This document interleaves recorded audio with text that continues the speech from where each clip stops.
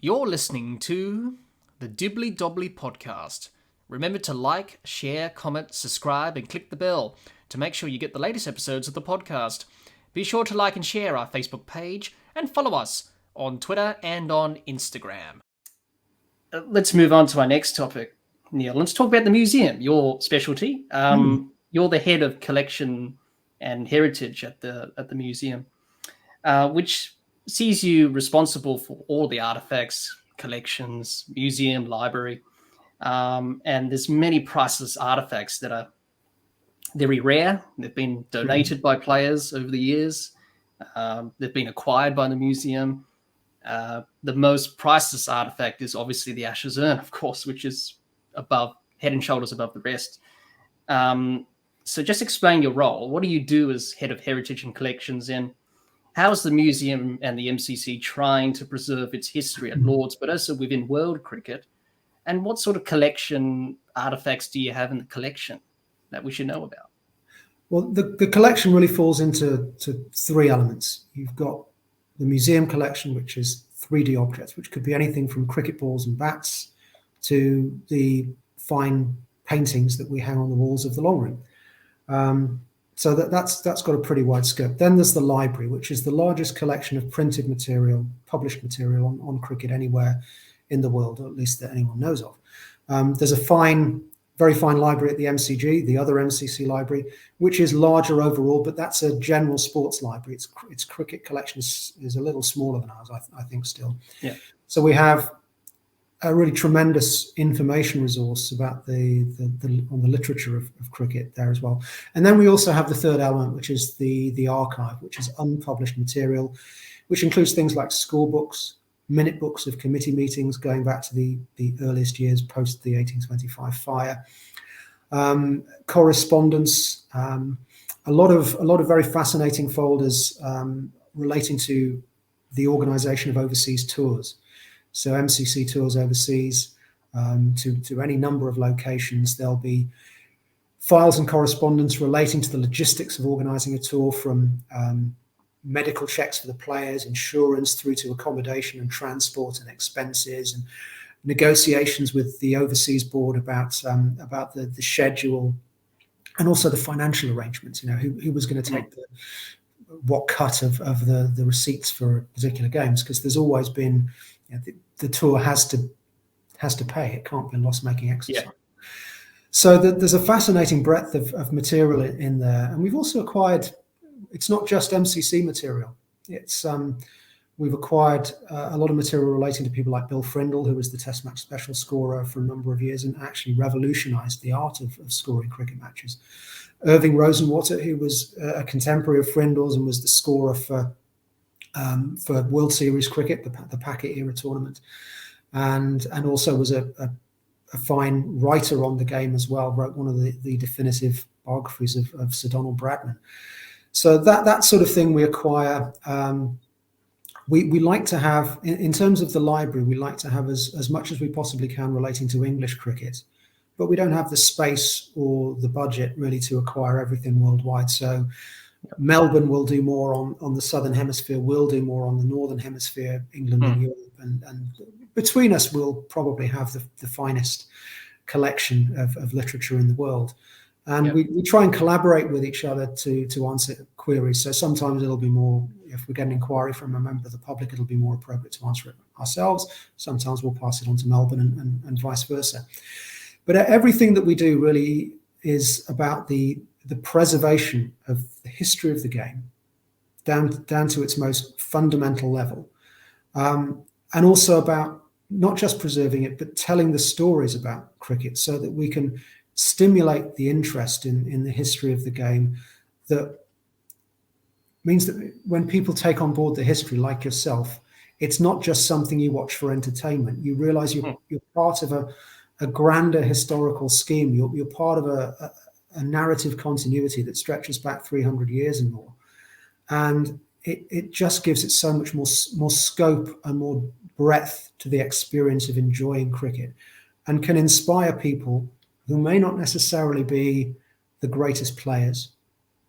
They may not even be that interested in cricket to start with, but getting them interested in cricket through the literature, through the art, through the fascinating stories it can tell about society at the time the cricket was being played is a great way of stimulating interest in the game and ensuring its health going forward. So that's the sort of mission statement of what we do. And on a day-to-day basis, it's about ensuring the collection is looked after, ensuring it continues to grow. So we acquire items from matches and tours that are taking place right now. We continue to collect.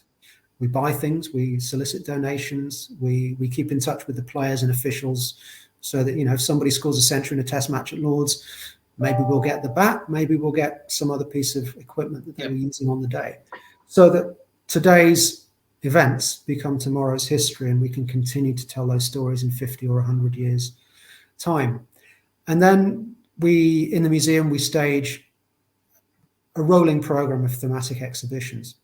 So for the last couple of years, we've had a grand exhibition on women's cricket, on the whole history of the women's game, which has been a fascinating departure for us. We actually acquired the archive of the Women's Cricket Association from our colleagues in Somerset about 5 or 6 years ago, and this was really what allowed us to put that exhibition on. They've got a display of women's cricket themselves. They have retained some material down in Taunton, and they've had that on display for quite some time, predating our own exhibition. But this was the first time we'd done something at Lord's, and it's probably the largest scale exhibition that's been held on women's cricket in the world.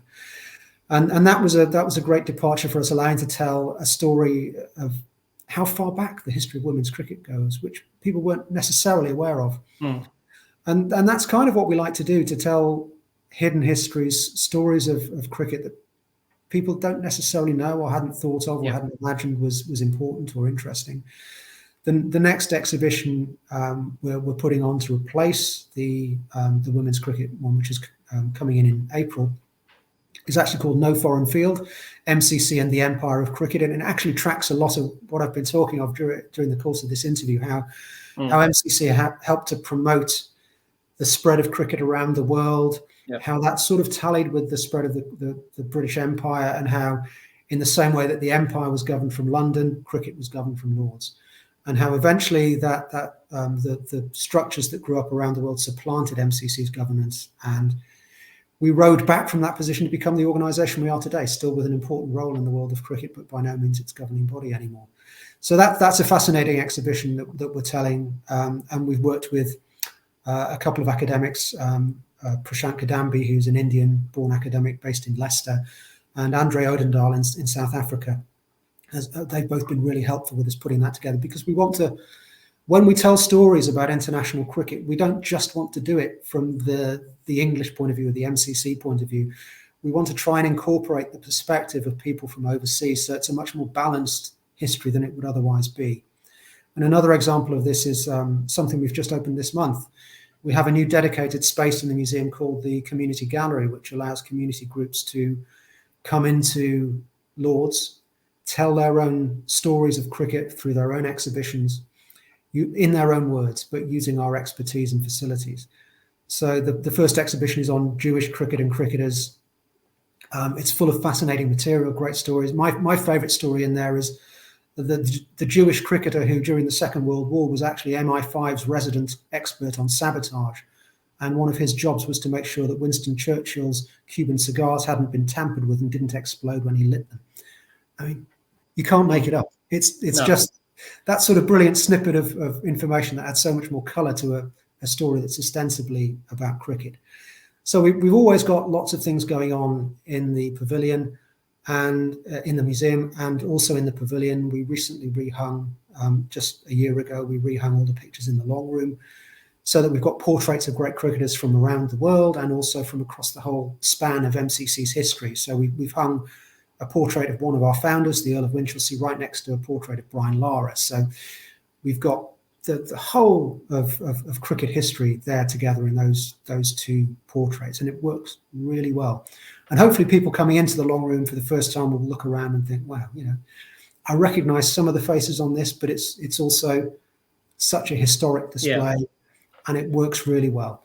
Aesthetically, it's fantastic. So I'm delighted with how that's gone. And we've also we try and incorporate heritage around the ground. So the new Hay Ho Flint Gate that opened last summer, that was a move that came from our department to acknowledge the contribution that Rachel made to cricket and to MCC. It was her application for membership that stimulated the move towards women becoming members.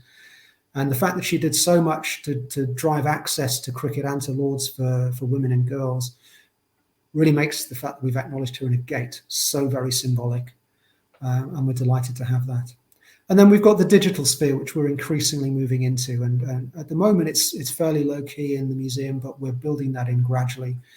We don't want to overwhelm the objects that we've got on display, because we've got such a fantastic collection that has to be the heart of it. But there's a lot you can do with visuals and interactives that can help to support that.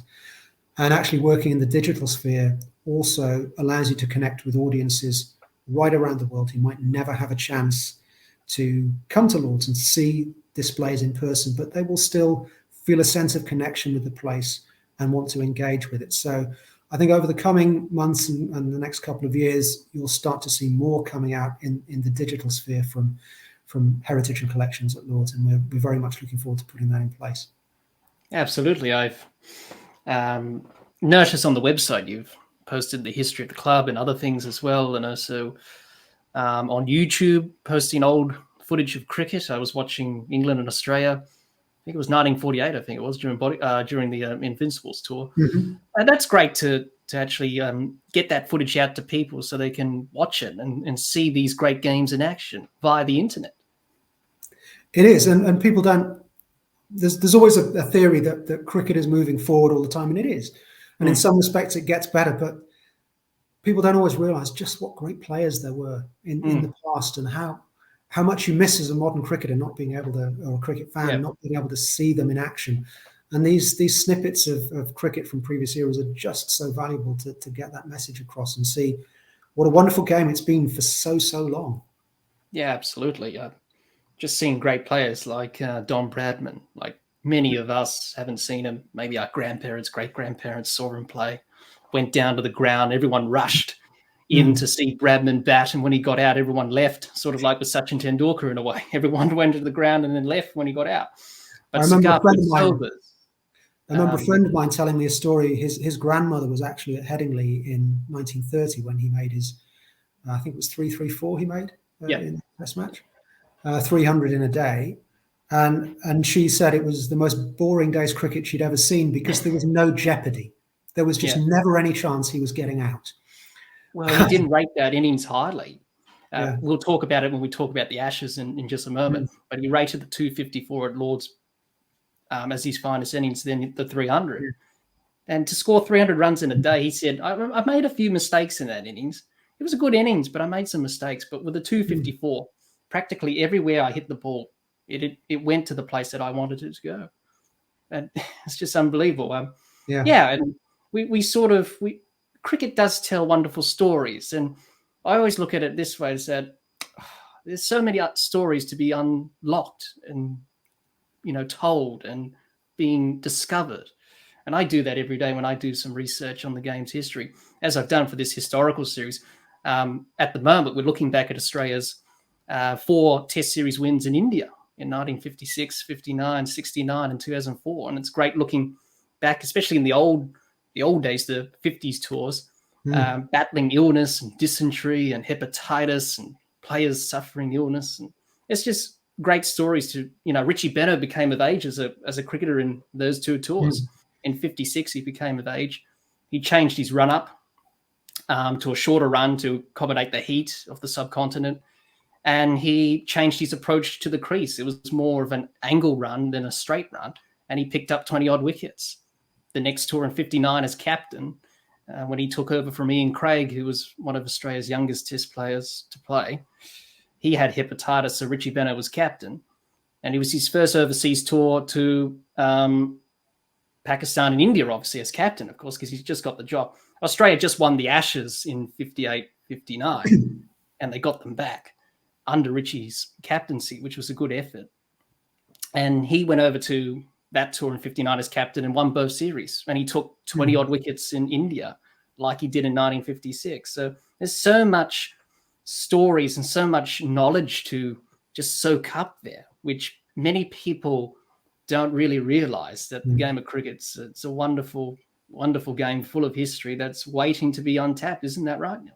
That's absolutely right. And I think it's interesting you should talk about early tours to India and the hardships of touring. Not just that country in that period, but a lot of different countries. Cricket tours in their earliest era were incredibly hard to put on. If you look at the very first cricket tour, overseas cricket tour, which was from England to North America in 1859, produced the very first tour book. And if you look at the illustrations that are in this book by James Lillywhite, they are mostly about the difficulties of travel. And some of the photos of people being tossed about on deck, or they're in the mess hall trying to have some lunch, and suddenly a huge wave hits and everything's thrown over to one side, and they're sloshing about in water because the waves have come over the side of the boat. And when they get to America, it's not much better. They're struggling along by stagecoach, trying to get to all these various different locations.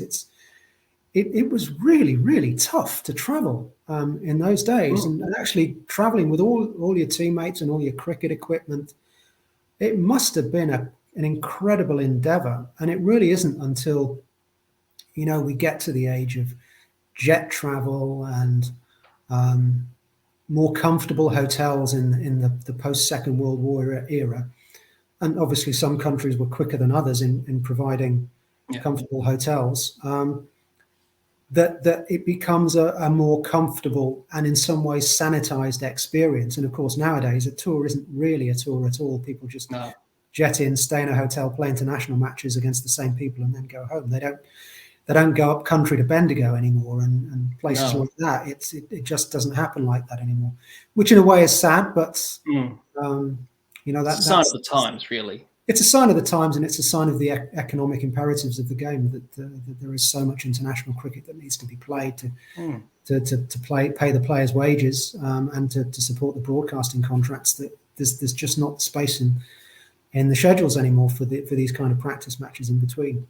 And of course, players want to be home and spend a little bit of time with their families in between. So the idea of going abroad for 4 or 5 months at a time, and obviously your families couldn't come with you, it's just not on the agenda these days.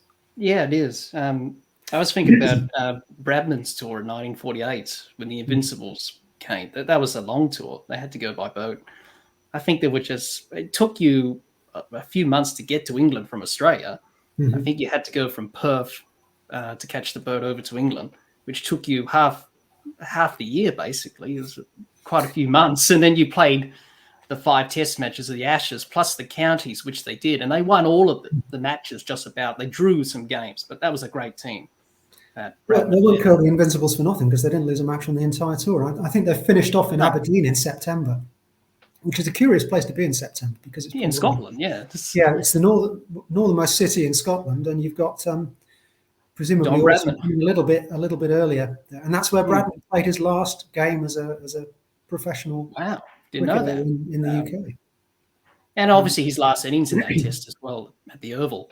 He didn't know that he needed 4 runs to average 100, and he got bowled by Eric Hollies, and they gave him 3 cheers with the caps, and Bradman acknowledged it, and he batted and got out for a duck, and that was it. He walked off. He didn't know. He said, "I didn't know I needed 4 runs to average 100."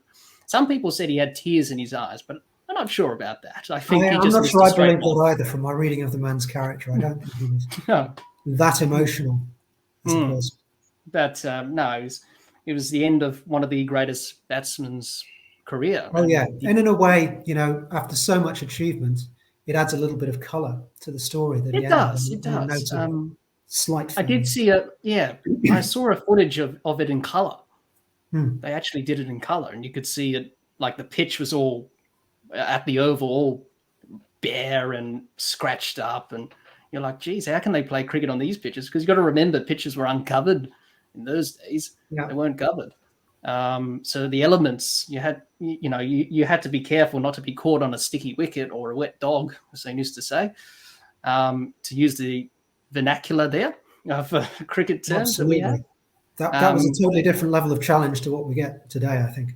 Absolutely. And especially with Bradman and that body line series, 32, 33 facing, those types of bowlers, Jardine with these tactics, because he saw Bradman flinch in England in the previous tour over there.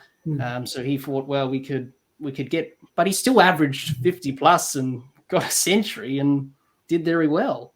Yeah, but it's I think given that he'd been averaging well over 100 in the 1930 series, it was probably seen as a result by Jardine's men. Say what you like about the tactics, they worked. England won the series against a very good Australian side. Yes, England had a very, very good side themselves that year. I mean, Harold Larwood, what a bowler he was. He is one of those bowlers that you can look at on old footage, even though it's grainy, but you can just see the smoothness of his run-up and his action, which Ray Lindwall, of course, copied later on. He was his great inspiration, and then Lindwall was copied by Fred Truman. So there was this lovely like relay race of great fast bowlers where they hand over the baton to each other either side of the Second World War. Yeah, Larwood was a great bowler, and he had great support from, you had Gubby Allen and Bill Vose and Bill Bowes and Headley Verity in the team. I mean, they were all great bowlers. So it's no surprise that England had the attack that was able to dominate, and whether the result would have been any different if the tactics had been more conventional, who can say? Yes. And Harold Larwood eventually settled in Australia. He did. He lived in Australia up until he passed away. As did Frank Tyson, which is interesting. That the two great English fast bowling destroyers of Australia in Australia have actually. They call Frank Tyson Typhoon Tyson. They did. Yeah, I thought that was correct. It's just like the history, as we discussed, so much to talk about. People are just missing out on it. That's why I want to try and excuse me, my throat's going a bit here.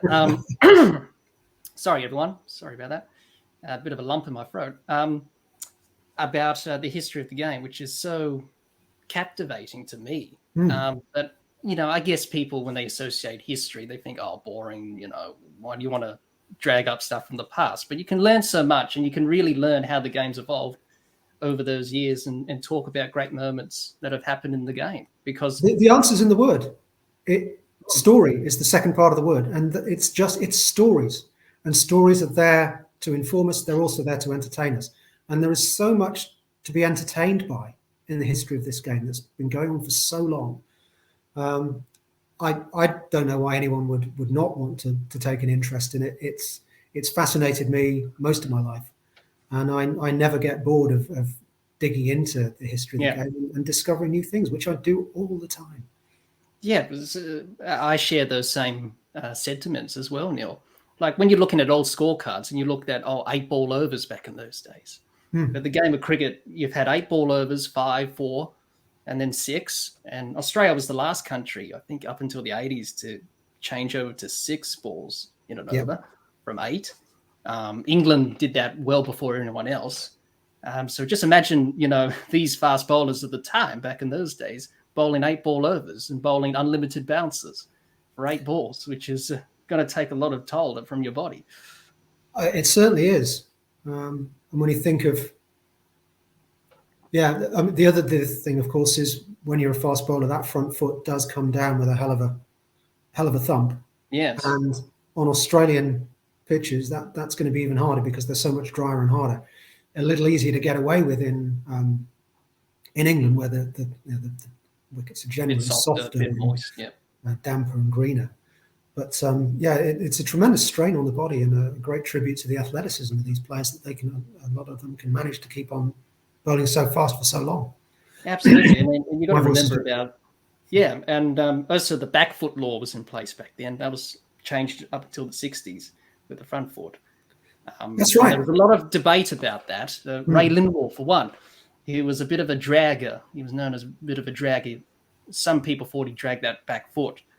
So basically, the back foot law basically works like the front foot law. At least you keep that back foot behind the bowling crease, you're fine. Whereas the front foot, it's the same. So, yeah, that's always intrigued me as well, Neil. Why did we change that law from back foot to front foot? Because I know a lot of players want the back foot back because it's a lot easier to police than the front foot today. It is easier to police, but I think the issue was it was dragging. I mean, Lindwall was one, Fred Trueman was another who that they'd land their back foot behind the bowling crease, so behind the level of the stumps at the non-strikers end. But then they'd almost have a secondary leap before their front foot was planted, which could take them well beyond the popping crease, which is now the limit for a bowler.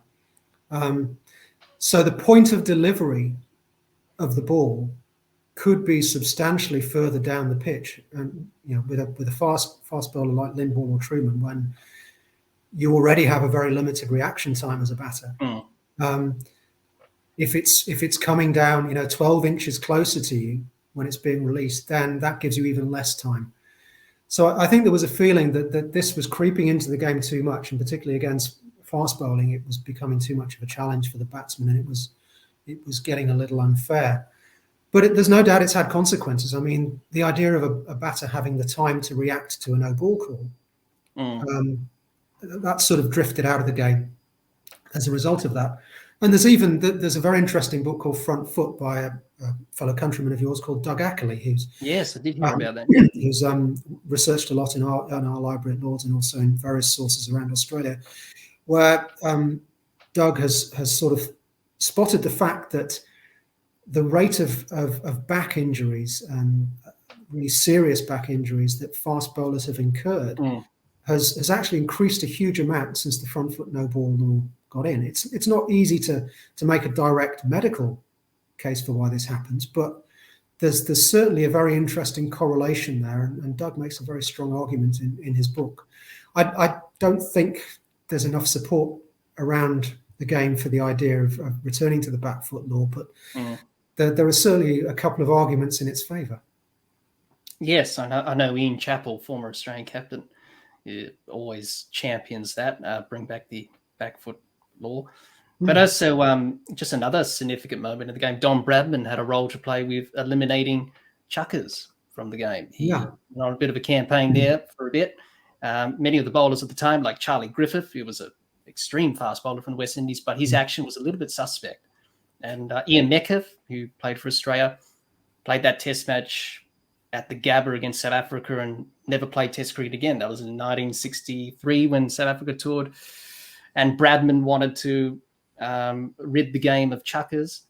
And also he was instrumental. I read in Richie Benner's book, Neil, correct me if I'm wrong, that he was instrumental, Don Bradman, in the LBW law about outside off stump and all that stuff. Yeah, he did have a lot of correspondence with Harry Altham and Ian Peebles and Gubby Allen as well, I think, and also Walter Robbins. Those were probably his biggest connections at MCC.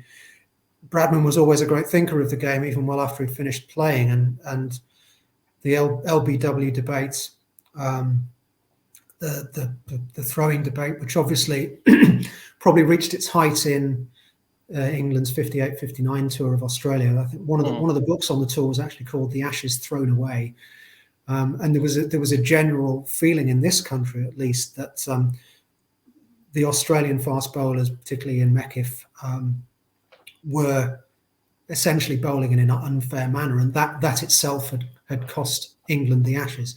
It's probably truer to say that England team were coming towards the end of their period as a serious force in international cricket, and it might well have happened anyway. But it was definitely an issue, and it reared itself again here in 1960 when South Africa toured, and Jeff Griffin, who actually took a hat-trick in the Lord's Test match, was no-balled so frequently for throwing that eventually he continued on the tour but didn't bowl again, played only as a batsman in a couple of games, and that was the end of his career, effectively. It totally ended his career. So I think there was an acceptance at that time that there needed to be some sort of attention paid to it, and Bradman's correspondence with various figures at MCC highlighted his interest in that issue, which was threatening to discredit the game at the time. Yeah, so it was quite interesting listening to Richie Benaud's recount of that in one of his books that I have in my collection. Mm. But many people would not know that. Like, he had a significant role to play in LBWs because batsmen or batters were leaving the ball outside off stump and not playing a shot. So Yeah. you can't be out LBW if it's pitching outside leg stump, but they were doing it for the off stump as well. So they needed to bring some sort of, some sort of law there with the LBW to. I do apologize. My voice is cracking a little bit. It's been a long discussion, but we're nearly towards the end, Neil. But I do apologize, everyone. But he was instrumental in that, which is something that you pick up as a budding historian like myself, or you in your profession. He was always very critical, I think, of negative cricket, of cricket that was too defensive, too cautious. He'd probably have loved Bazball. I'm sure he'd have loved watching Harry Brook bat. Yeah, I was in an event with John Houghton, the author, last night, and he did a book with Geoffrey Boycott. And you think of Boycott as this sort of technique-based blocker, and most of his career he was like that. But he loved watching aggressive batting. He was one of the biggest early supporters of the way Kevin Peterson played in international cricket, and he's a big fan of Harry Brook, not just because he's a fellow Yorkshireman, but of the way cricket's being played in international cricket now. It's great to see, and I think Bradman would have loved it as well. Yeah, absolutely. It's because I remember when that 58-59 tour, it was described as drab, slow, boring, over rates were poor, especially from England. And Test cricket was dying in sort of a way. And then obviously that got rejuvenated when the Thai Test happened in 1960-61 with Australia and the West Indies at the Gabba. That series got Test cricket back. And Richie Benaud was a forward thinker in that regard of positive cricket in his captaincy, especially when he toured England in 1961 as captain. He said, we're going to be proactive, we're going to be positive, we're going to get through our overs quickly, we're going to get into our positions quickly, and we're going to play exciting cricket. And that led to Australia winning the Ashes, of course, after losing them in 1956, where Jim Laker took 19 wickets at Old Trafford. And a funny story I heard about Jim Laker, I read in one of the books I have describing different players throughout the history. It's called the periodic table of cricket. So it's like the science periodic table, but with all cricketers in different sections. There's one on Jim Laker, and I read it. Apparently, after he took the 19 wickets and England won the Test match and went on to win the Ashes, of course. They went on to win 2-0, I think, or 2-1. Best of 5. Anyway, he was at the pub having a sandwich and a beer, and no one knew he was there. No one knew that he was there here's Jim Laker, who just took 10 wickets in the second innings, the only person to do that in Test cricket history. There's been 2 since, obviously, Anil Kumble in 99 against Pakistan, and then Asjaz Patel from New Zealand recently did that in India a year ago or so. But no one knew it was Jim Laker there, sitting there having a pint and a sandwich. Here's the guy you've just been listening to on the radio, take 19 wickets and bowl Australia. I think Trevor Bailey, former England player, said the Australians were Lakerized.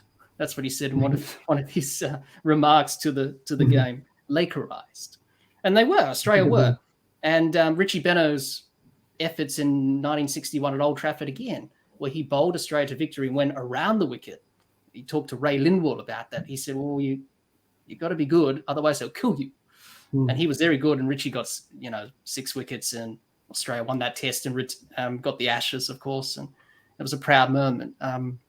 So as we were just discussing before, we can rattle on about the history of the game because you keep learning new things by having these discussions, do you, Neil, with other like-minded people, who are interested in the game and all that. There are a lot of. I mean, you've only got to look on the shelves of the MCC library to see how many people have taken an interest in the history of cricket over the years, and they've all got something to teach. Every book in there is the work of an individual brain, an individual researcher, and they tell a wealth of stories. And there's more to learn than anyone could possibly learn in a lifetime. Absolutely, we're always keeping learning about this game. It never stops, doesn't it? What can people do in terms if they want to do some research at the museum Neil? What sort of can they make some inquiries, ask for some references to books and stuff? Yeah, we have research space in the library physically for people to come in. So if you want to come along and research a particular area of cricket history, we're open by appointment on non-match days to non-members of MCC. All you have to do is email mcclibrary@mcc.org.uk, and we'll get back to you with a suitable date. We've also got an online catalogue which you can access through the website, so you can search what's in the collections and explore to your heart's content. And we're hoping to increase the functionality of that over the course of this year. So with any luck, it'll be even more attractive with more imagery on in a few months' time. So yeah, there are plenty of ways people can come in and experience. And as I mentioned before, the Lord's Tour, if you want to get a real behind-the-scenes look with an expert tour guide, it runs most days of the year. We do close for a few days leading up to a test match. We've got preparation days, and there's too much going on around the ground. But other than that, we're open most days of the year with tours going on, and it's a fantastic experience. So if you're in London, do come along and give it a go. Absolutely. If I do go to London myself one day, I'll be straight in there and I'll be reading the books like this, and like a kid in a candy shop, Neil. We'll look forward to seeing you. I'll probably faint if I go to Lord's, to be honest, because I just love the place. And it's been interesting talking about the history with you. Hi, everyone. Hope you enjoyed part 4 of our historical series episode, looking back at the history of Lord's Cricket Ground and the MCC with Head of Heritage and Collections, Neil Robinson. I hope you enjoyed listening to Neil and I talk about the MCC Museum. Stay tuned for part 5 of our historical series episode, looking back at the history of Lord's Cricket Ground and the MCC with Head of Heritage and Collections, Neil Robinson.